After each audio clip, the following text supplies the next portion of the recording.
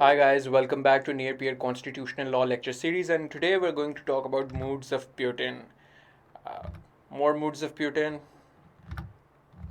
more moods of Putin, more moods of Putin. So we're basically going to talk about the powers of Vladimir Putin. In fact, we're going to talk about the powers of Russian president, but in effect, that means powers of Vladimir Putin because the guy has been president for Russia from 2000 to 2008 for two terms because there is a constitutional limit that you cannot become president for more than two concurrent terms. आप consecutively नहीं बन सकते. So in 2008 he could not become the president again, and then he contested elections again in 2012. This time with revised rules with 6 year term rather than the previous 4 year term, and so he became president from 2012 to 2018. And then he got re-elected in 2018 till 2024, and now he got another constitutional amendment passed, constitutional amendment 2020, in which जो उसकी पिछली दोनों ये भी 2012 से 2018 और 18 से 24 वाली टर्म काउंट ही नहीं होगी, so he can again become president for the first time in 2024, so he theoretically can remain president till 2036. And by the way, the time from 2008 to 2012 when he was not the president of Russia, while he was the prime minister of Russia back then. So that's a quick review of how the Russian political system has generally worked ever since at the fall of Soviet Union. Before Vladimir Putin, Boris Yeltsin was the president of Russian Federation. So this is the question. ये past papers में काफ़ी दफ़ा पूछा जा चुका है. What are the powers of the Russian president? And specially in the light of यहाँ तक सवाल भी काफ़ी दफ़ा आ चुका है, और जो सबसे रिसेंट क्वेश्चन आया है 2019 में, उसमें उसने पूछा in the light of article 83. अब आर्टिकल 83 में प्रेसिडेंट ऑफ रशिया की सिर्फ एग्जीक्यूटिव पावर्स और अपॉइंटमेंट मेकिंग पावर्स इन्यूमरेट हुई हैं. हम वो भी कवर करेंगे और हम बाकी भी कवर करेंगे. और इस क्वेश्चन को अटेम्प्ट करने का तरीका भी मैं आपको एंड पे बताऊंगा कि इवन दो इसमें आर्टिकल 83 से स्पेसिफिकली बात की गई है, आपने फोकस आर्टिकल 83 पे करना है, लेकिन आपने बाकी पावर्स भी सब्सिक्वेंटली डिस्कस करनी है. All right, so this is going to be the outline. We're going to discuss broadly everything related to president, ताकि सिर्फ वो चीज़ जो पास पेपर के अलावा कोई नई चीज़ भी अगर प्रेसिडेंट से पूछी जा सकती है, so we can cover that. So we're going to cover the eligibility elections. हो सकता है अगले साल या कभी वो ये पूछ ले कि eligibility और election का मेथड भी बताएं साथ.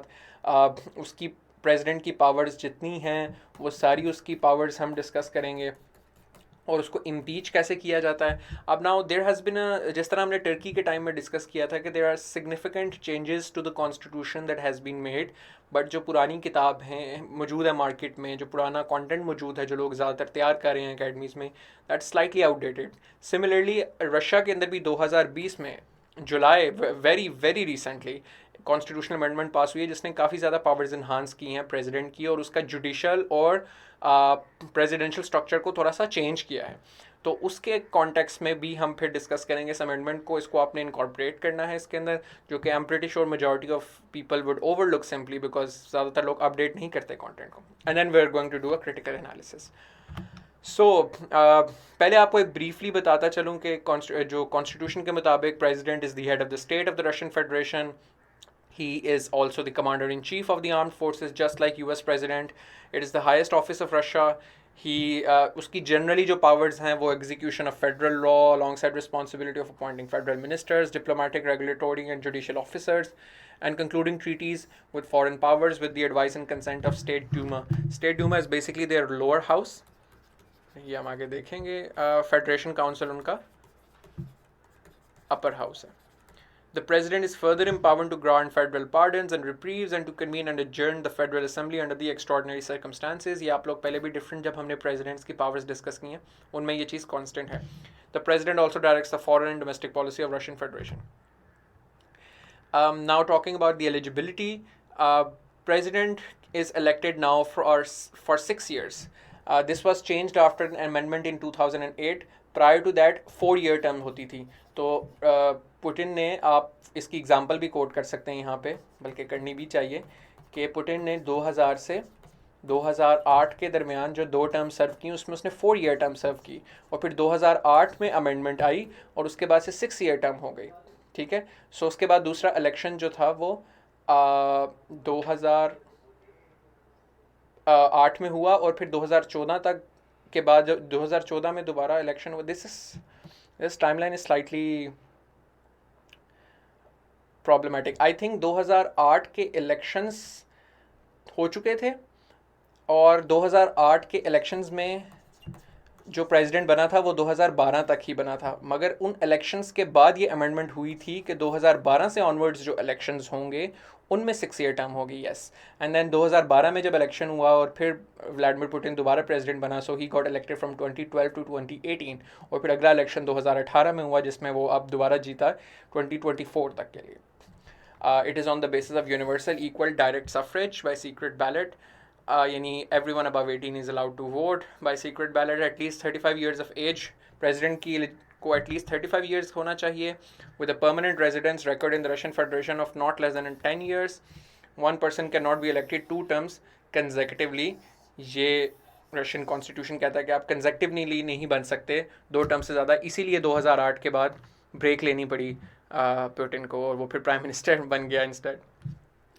सो आर्टिकल 81 के तहत ये एलिजिबिलिटी डिफाइन हुई है। कॉन्स्टिट्यूशन उनका constitution of 1993 current Russian constitution operative है।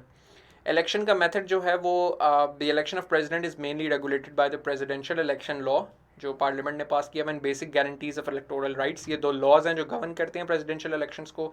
It is again a 2 round system, जिस तरह हमने फ्रांस का इलेक्शन पढ़ा था, और कुछ सिमिलैरिटीज़ भी हैं because France is also semi presidential system and Russian Federation का electoral system is also semi presidential election political system. तो पहले राउंड में अगर कोई कैंडिडेट एब्सोल्यूट मेजॉरिटी अचीव नहीं करता, यानी कि more than half of the total votes नहीं लेता, तो फिर second round take place exactly after 3 weeks between the 2 top contestants जो रह जाते हैं उनके दरमियान। So that is the method of elections, बिल्कुल वैसा ही जैसा फ्रांस में होता है। अब हम उसकी पावर्स डिस्कस करते हैं। सबसे पहले powers of Russian federation according to article 80, he is the head of the state, जो कि जनरली तमाम प्रेसिडेंट्स होते हैं। इससे पहले आप ज़रूर लिख दीजिएगा कि it's a semi presidential system like France.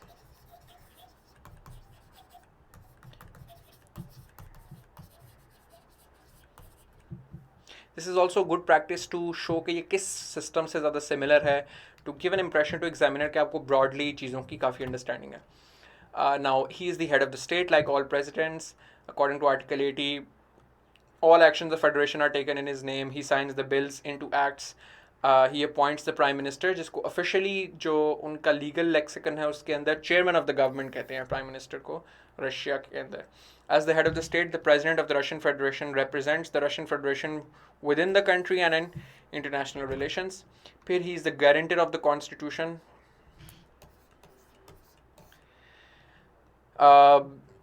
According to Article 80, the President of the Russian Federation shall be guarantor of the Constitution of the Russian Federation, of the rights and freedoms of man and citizen. According to the rules fixed by the Constitution, he shall adopt measures to protect the sovereignty of the Russian Federation, that he does, its independence and state integrity, that he certainly does, ensure coordinated functioning and interaction of all bodies of state power. If coordination and interaction means basically forcing people to comply with what you believe in, then yeah, that he certainly does. All right, guidelines of public policy according to Article 80 and Article 84. The Russian, the federal laws, and the Constitution of Russian Federation के मुताबिक, the President of the Russian Federation shall determine the guidelines of the internal and foreign policies of the state. तो एक broad guidelines वो देता है रियासत की, broad guidelines internal और external policy की। लेजिस्लेटिव पावर्स ये आर्टिकल 84 के मुताबिक हैं, क्योंकि 83 हमारा सबसे मेन चंक है, वो इम्पॉर्टेंट है, तो मैं उसको सेपरेटली ज़रा डिटेल में डिस्कस करना चाहता हूँ। लेजिस्लेटिव पावर्स, वरना ये मैं सीक्वेंस में ही कोशिश की है कि चलूँ आर्टिकल 80, 84 फिर हम 83 पे आएंगे, बट चूँकि वो थोड़ा लंबा है तो हम उसको बाद में डिस्कस करेंगे। Under the procedure stipulated by the Constitution, the President exercises his right to submit draft legislation president को ये इख्तियार है कि वो अपनी लेजिस्लेशन पेश कर सकता है पार्लियामेंट के अंदर। आप इसको कंपेयर भी कर सकते हैं यहाँ के, this is different from US presidential system, जहाँ पर प्रेसिडेंट जो है वो खुद कोई ड्राफ्ट लेजिस्लेशन पेश नहीं कर सकता, वो मैसेजेस लिख सकता है मैक्सिमम, और वो फिर जो मेंबर्स हैं पार्लियामेंट के, हाउस ऑफ रिप्रेजेंटेटिव्स के और सेनेट के, वो लेजिस्लेशन ड्राफ्ट करेंगे। लेकिन रशिया के अंदर ड्राफ्ट लेजिस्लेशन प्रेसिडेंट भी सबमिट कर सकता है पार्लियामेंट की अप्रूवल के लिए। He as well as has the right to sign bills into law, कि जो कानून पास होते हैं उनको लॉ पे साइन करना, और टू वीटो दैम, उसके पास वीटो पावर भी है। President also has the right to suspend laws and regulations issued by the executive bodies of the Russian constituent territories, यानी जो उसके डिफरेंट रीजनल गवर्नमेंट्स हैं, जैसे हमारे प्रोविंसेस हैं पंजाब, सिंध, बलूचिस्तान, केपी के, उस तरह जो रशियन फेडरेशन के हैं जो बहुत ज़्यादा हैं, दे आर टोटल 85 टोटल उसकी टेरिटरीज़ हैं, ओब्लास्ट, ऑटोनोमस ओब्लास्ट, ओक्रग्स, क्राइस, वो हम डिस्कस करेंगे रीजनल गवर्नमेंट ऑफ रशिया के लेक्चर के अंदर। तो उन इंडिविजुअल कंस्टिट्यूएंट यूनिट जो उसके प्रोविंसेस हैं, जो उसकी टेरिटरीज़ हैं, वो जो लॉज पास करते हैं उनको भी सस्पेंड करने की अथॉरिटी रशियन प्रेसिडेंट के पास है, अगर प्रेसिडेंट को लगता है कि वो जो इन कॉन्स्टिट्यूएंट यूनिट के लॉज हैं वो रशिया के आइन या उसके फेडरल लॉज या इंटरनेशनल ऑब्लिगेशंस जो रशिया की हैं उनके साथ वायलेशन में हैं, और if the president thinks that it violates human and civil rights and liberties, ठीक है। Again the president can issue by laws by decree, यानी जिस तरह प्रेसिडेंशियल डिक्री की का इख्तियार अमेरिका में भी मिलता है प्रेसिडेंट को, उस तरह रशियन प्रेसिडेंट के पास भी है। Other powers of the president in the sphere of legal activities as in interaction with the parliament include calling elections to the state duma, जो कि lower house का elections call करना, dissolving the state duma in certain cases and calling referendum। तो ये काफ़ी ज़्यादा powers हैं basically legislation के sphere में president की। Then now to the infamous article 83 जिसके ऊपर क्वेश्चन भी है। तो एग्जीक्यूटिव पावर्स क्या हैं रशिया के प्रेसिडेंट की? सबसे पहली तो उसकी पावर ऑफ नॉमिनेशन है, कि जिसमें वो कुछ लोगों को नामजद करेगा और वो अप्रूव करेगी फेडरल काउंसिल, अपर हाउस। अब आपने इसको, दिस इज सिमिलर टू जिस तरह यूएस के अंदर होता है कि प्रेसिडेंट नॉमिनेट करता है और सेनेट उसको अप्रूव करती है। तो आप यहाँ पर इस पॉइंट के नीचे कंपैरिजन भी लिखें कि कंपैरिजन विद, चाहे आपसे पूछा है चाहे नहीं पूछा, उससे ये होता है कि आप एक बड़ा कॉम्प्रिहेंसिव एनालिटिकल व्यू दे देते हैं एग्जामिनर को, and examiner gets to know कि आपके पास को ना सिर्फ इस सिस्टम का पता है और ना सिर्फ इंडिविजुअली उस सिस्टम का पता है, मगर आपको उन दोनों की रिलेशनल कैरेक्टरिस्टिक्स का भी अंदाजा है। So that's always a good practice if you can make a small sub heading and write 2-3 lines के this is similar to US system. Basically आपने एग्जामिनर को बताना है कि आपको इसका अच्छा आइडिया है। Now, the president is highly active in appointing top officials in the country. He nominates candidates for official state positions who must ultimately be appointed based on parliamentary vote. The president submits nominations to the Federation Council. ये उनका upper house है, जैसे US में Senate है। For किन के लिए? Judges for the Constitutional Court. ये उनकी कोर्ट है जो चेक करती है कॉन्स्टिट्यूशनैलिटी ऑफ लॉज, कि क्या कोई जो लॉ है वो कॉन्स्टिट्यूशन से इन कॉन्ट्रवेंशन तो नहीं है। ये वो बॉडी है उनकी, वो हाईएस्ट जो जुडिशल रिव्यू करती है।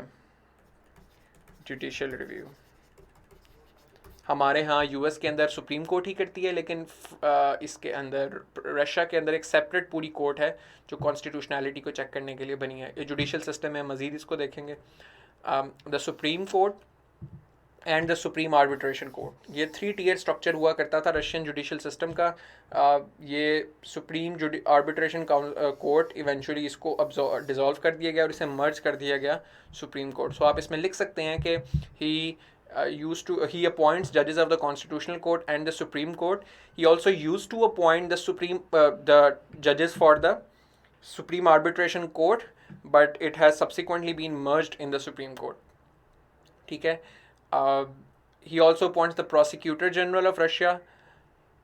इसी तरह जो इन लोगों का रिमूवल है वो भी अगर उसने करना है प्रेसिडेंट ने इनमें से किसी का, तो वो फिर उसकी रिमूवल भी फेडरेशन काउंसिल को ही मूव करता है। जिस तरीके से अपॉइंटमेंट के टाइम पे नॉमिनेशन मूव करता है और फेडरेशन काउंसिल जो सेनेट है उसकी जो अपर हाउस है वो उसको अप्रूव करता है, उनकी रिमूवल भी इसी प्रोसेस के तरीके से होती है अगर करनी पड़े उनकी removal.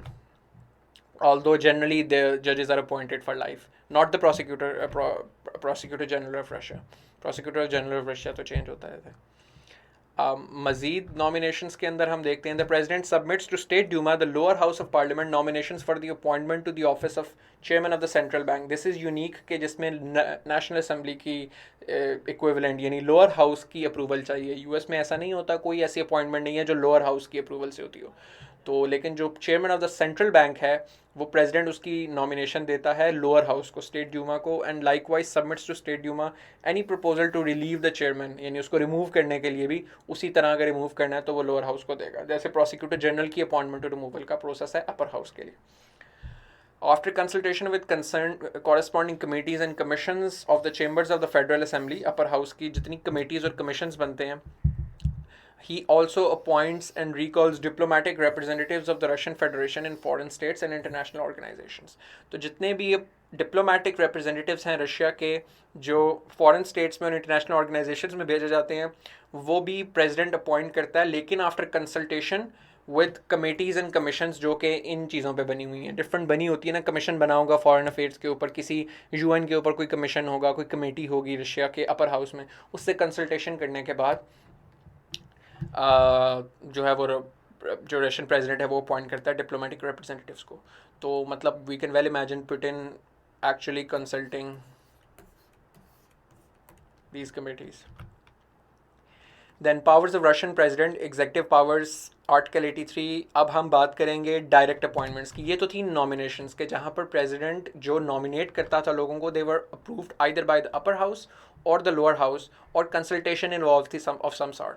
Now we are going to talk about direct appointments के जिसमें वो डायरेक्ट उसको इख्तियार है अपॉइंट करने का.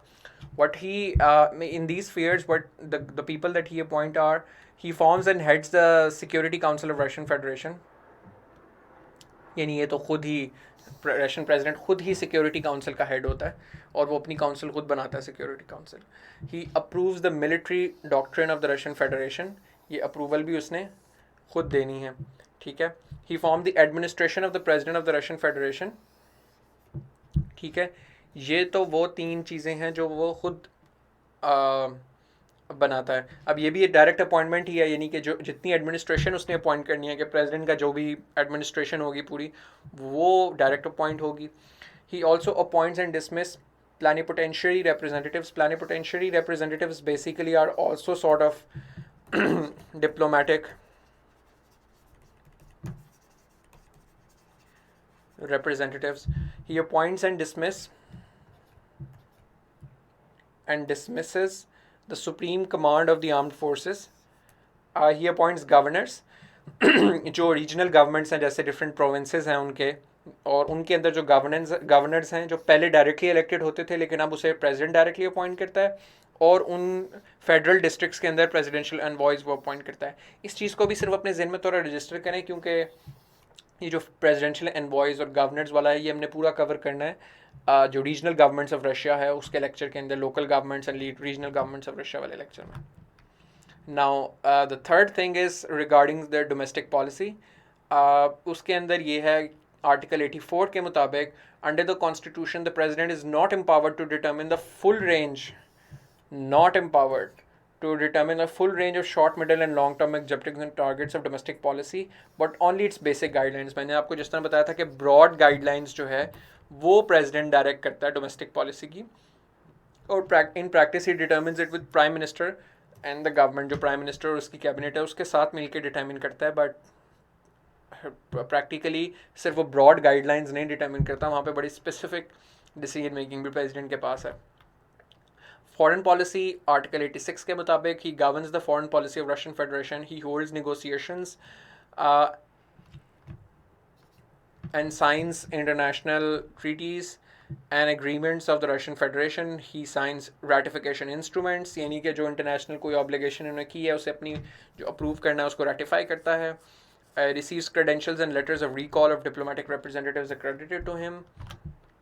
Then security policy, executive power है उसकी आर्टिकल 87 और 88 के मुताबिक he is the supreme commander in chief of the armed forces. In case of aggression और a threat of aggression, Russian president is empowered to impose either in all or in certain territories or certain parts a martial law और जब वो constitution के मुताबिक जब उसने martial law लगाया है तो he needs to immediately inform the council of the federation, यानी कि अपर हाउस को और लोअर हाउस को वो फ़ौरन अपने मार्शल लॉ के बारे में इन्फॉर्म करेगा. मार्शल लॉ के अलावा he may introduce a state of emergency in the country और in its certain parts and immediately inform both houses. तो ये सिक्योरिटी पॉलिसी से रिलेटेड उसकी पावर्स हैं. फिर जुडिशल पावर्स उसकी आर्टिकल 83 में भी दी हुई हैं और आर्टिकल 89 में भी हैं.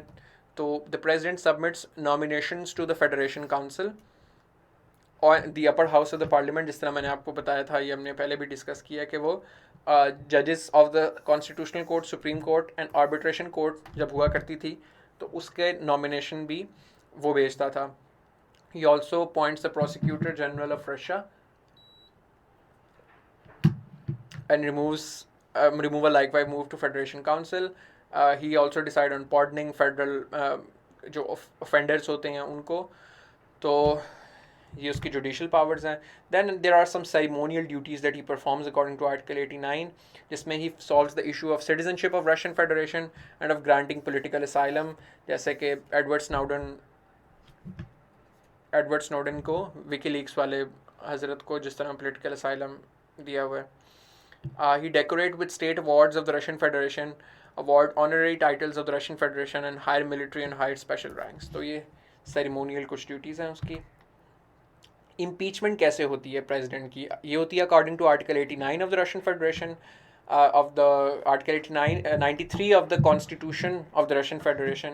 तो सबसे पहले जो लोअर हाउस है, स्टेट ड्यूमा, उसके अंदर तकरीबन ये सिमिलर है इम्पीचमेंट का प्रोसेस जैसे यूएस के प्रेसिडेंट की इम्पीचमेंट का है, with addition of these 2 tiers technically.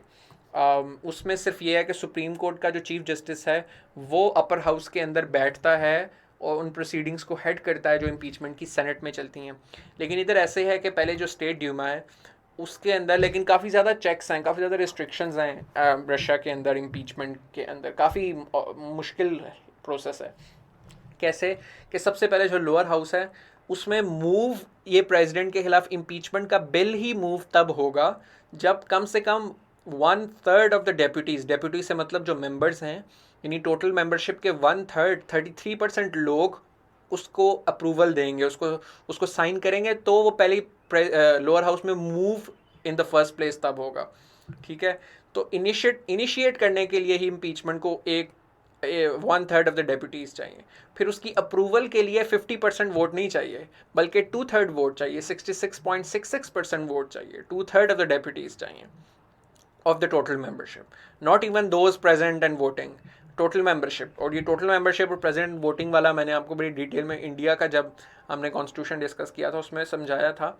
तो टोटल मेंबरशिप में ऑब्वियसली ज़्यादा मुश्किल हो जाता है. फिर तो आपकी ये पहला एक स्टेप होता है. फिर उसके बाद सुप्रीम कोर्ट चेक करती है कि जो बिल मूव किया गया है लोअर हाउस के अंदर प्रेसिडेंट के खिलाफ इम्पीचमेंट का, वो इम्पीचमेंट किस बेसिस पे हो रही है. क्या वाकई कोई बड़ा ग्रेव एलिमेंट ऑफ क्राइम उसमें मौजूद है? अगर ग्रेव एलिमेंट ऑफ क्राइम उसमें मौजूद नहीं है उस इम्पीचमेंट में, इतनी मुश्किल से टेबल करने के बाद भी, तो सुप्रीम कोर्ट उसे सेट असाइड कर देगी कि ये ठीक नहीं है. लेट से सुप्रीम कोर्ट कह देती है कि हाँ जी ग्रेव एलिमेंट ऑफ क्राइम भी मौजूद है.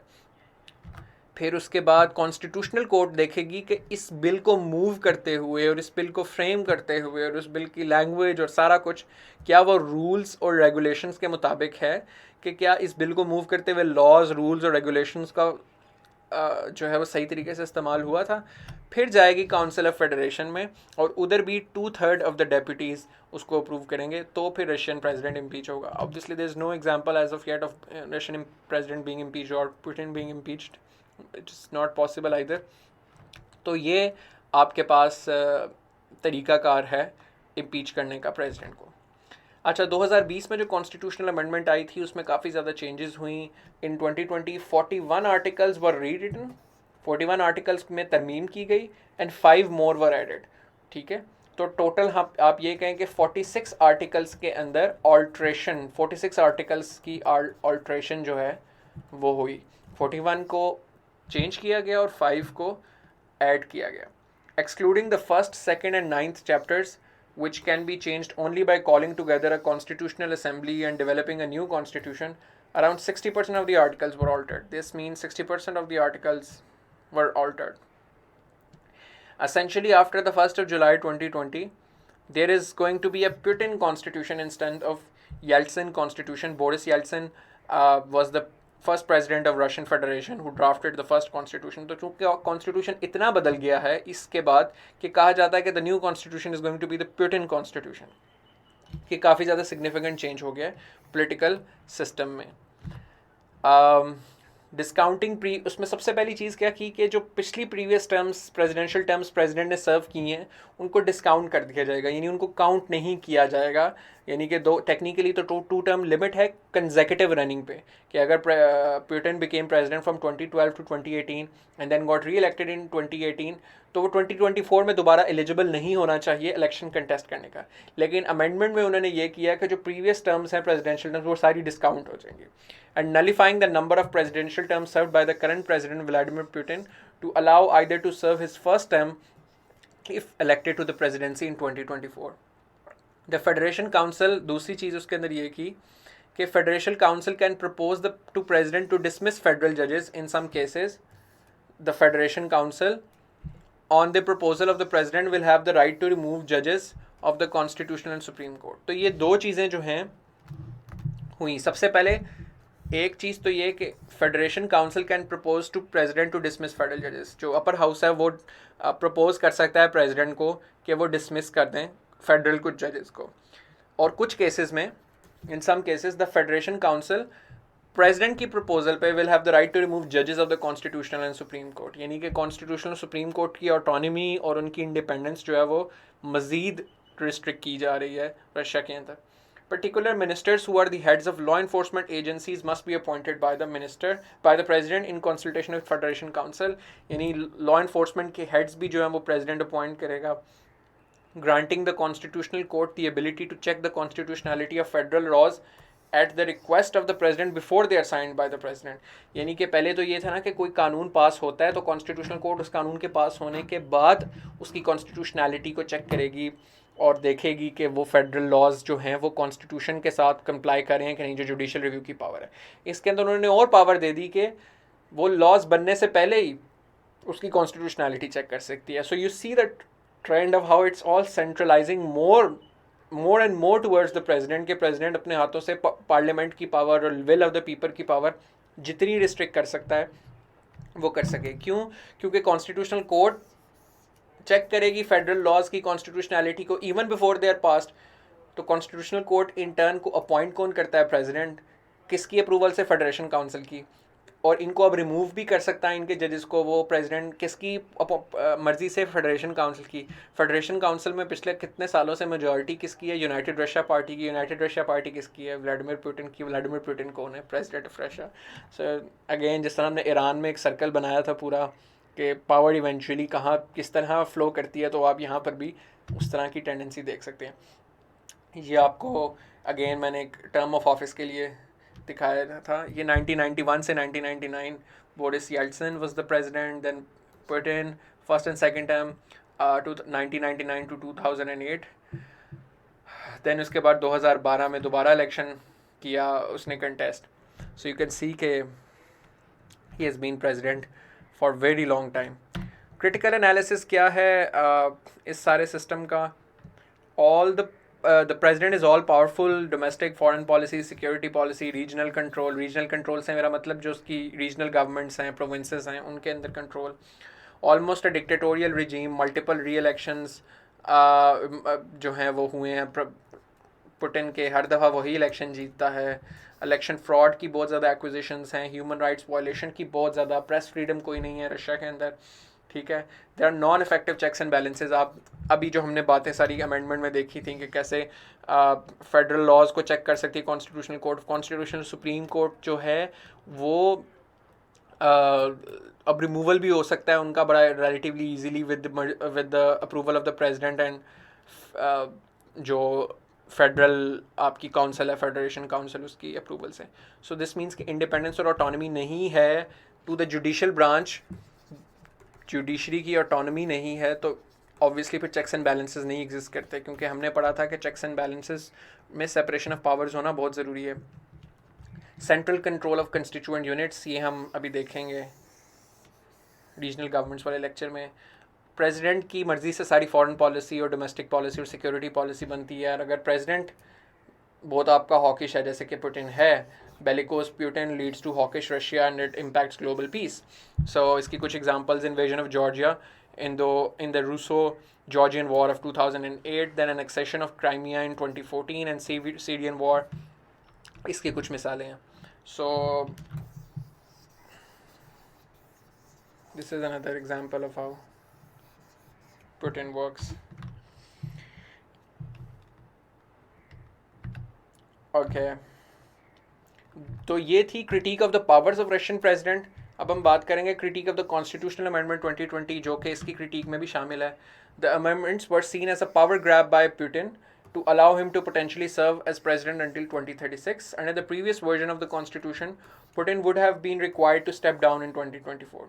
Official figures ये हैं कि 78% ने इस अमेंडमेंट की फेवर में वोट किया था और 22% ने अगेंस्ट किया था. लेकिन international observers dispute this with the fact कि ये इलेक्शंस जो थे वो रेफरेंडम था कॉन्स्टिट्यूशनल अमेंडमेंट की जो अब पास हुआ था वो रिग्ड तरीका था और इलेक्शन फ्रॉड था इसके अंदर. और लॉट ऑफ पीपल थिंक कि ये बड़ी वो थी कंस्पिरेटोरियल, एक पूरा स्कीम लाया था president to potentially allow him to remain in the office 2036. And अगर एक फ्री तरीके से इसके ऊपर वोटिंग होती तो this wouldn't have been passed. लेकिन again it's a semi dictatorial regime, a quasi dictatorial regime, so that was not possible. So कुछ एडिशनल रिसोर्सेज इसके ऊपर आप ज़रूर वीडियो देखें, दैट वुड इंटरेस्ट यू, कि how did Putin rise to power from a KGB agent to the president and a very important player in the world stage. तो this is a very good video by Vox. ये देखें आप. और जो constitutional reforms नहीं आई हैं उनके अंदर क्या क्या चीज़ें हैं वो ये उसके अंदर आपको, तो this will increase your understanding on this issue and you will be able to write more on this issue on your own as well. So this was all. Now we're going to cover more aspects of Russian Federation and its political system in the next lectures.